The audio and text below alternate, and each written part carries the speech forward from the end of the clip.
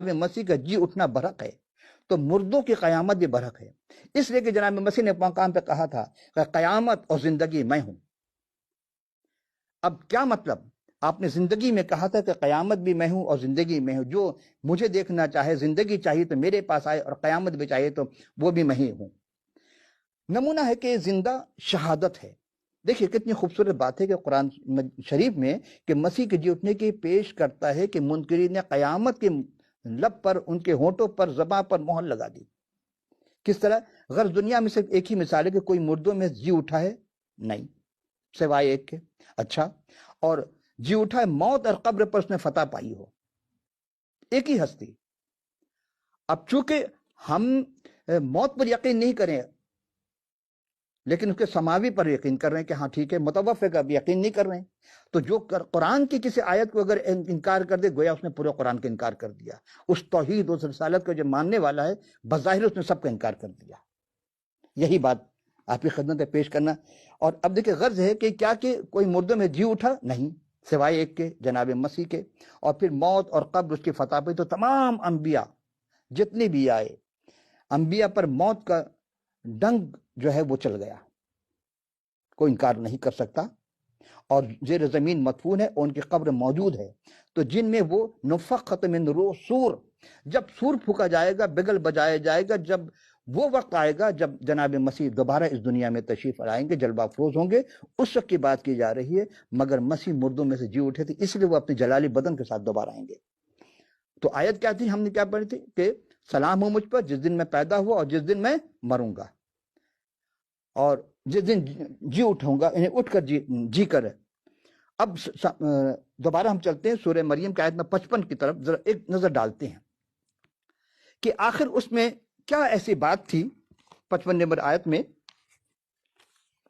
دوبارہ ہم غور کرتے ہیں، اس میں کیا کہا؟ انا متوفقہ و الا متحرکہ، انا متوفقہ و رافعکہ، میں تجھے وفات دوں گا اور تجھے اٹھا لوں گا۔ الا متورکہ، متحرکہ من الذین کفروا، اور جو کفر کریں گے، جو انکار کریں گے تو اس چیز سے ہم تجھے الگ کر دیں گے۔ وجعل الذین اتبعوک فوق الذین کفروا، اور جو لوگ تیری اتباع کریں گے، یعنی جو مسیح کی اتباع کریں گے، اس سب پر ان کو فضیلت ہوگی، سب پر حاوی ہوں جائیں گے۔ الی یوم القیامہ، قیامت تک۔ اب آپ غور کریں، آج اس زمانے میں سب سے بڑے مذہبی اگر ماننے والے ہیں کسی نبی کے تو کون لوگ ہیں؟ یہ آپ خود ریسرچ کر سکتے ہیں کہ مسیح کے ماننے والے پوری دنیا میں سب سے زیادہ ہیں۔ اور پھر اس کے بعد ثم الی مرجعکم فاحکم بینکم فیما کنتم فیہ تختلفون، یہ جو تم جو آپس میں اختلاف کرتے ہو اس کو چھوڑ دو۔ یعنی جس طرح مسیح مردوں میں سے جی اٹھنے والے صرف وہی ہیں، اور اسی طرح آسمان پر جانے والے بھی وہی ہیں۔ اچھا، یہاں ہم ایک چیز آپ کی خدمت میں پیش کرتے ہیں، روکتے ہیں یہاں پر، کہ جو بھی آیا دنیا میں باقی تمام پیوندے خاک ہو گئے، مگر وہ زندہ ہیں اور ابد تک زندہ رہیں گے۔ اور تمام اہل اسلام اس بات پر مسلمات میں سے ہیں کہ وہی ایک زندہ جاوید ہیں۔ اور قرآن شریف نے کیا کہا؟ ما یستوی الحیاء، یعنی کوئی چیز، کیا چیز ہے اس میں؟ دو چیز ہم غور کریں گے کیا، اور یہ سورہ 35واں سورہ ہے، تین چیز کا تذکرہ ہو رہا، چوتھے چیز میں آؤں گا۔ تین چیز کیا ہے؟ سب سے پہلی بات یہ ہے کہ کیا نابینا اور بینا برابر ہے؟ نہیں۔ کیا تاریکیاں اور نور برابر ہے؟ نہیں۔ تو کیا سایہ اور دھوپ برابر ہے؟ نہیں۔ تو کیا زندہ اور مردہ برابر ہے؟ برابر نہیں ہو سکتا۔ اب سارے جو بھی ہے جس میں روح ہے وہ سارے مردہ ہو جائیں گے، لیکن مسیح آدمی زندہ ہے۔ اور کہاں ہیں؟ سب مانتے کہ آسمان پر ہیں۔ اب یہ پھر یہاں ہم دیکھتے ہیں اسی بات کو کہ سورہ بقرہ کی آیت نمبر 210 میں ہے کہ کیا اسی بات کے منتظر ہیں؟ کس چیز کے؟ کہ اللہ بادلوں کے سائے میں سے آ جائے اور فرشتوں بھی اتر آئیں اور سارا قصہ تمام ہو جائے۔ میں قرآن سے نہیں ہٹ رہا ہوں، دونوں کتابیں ساتھ ہیں۔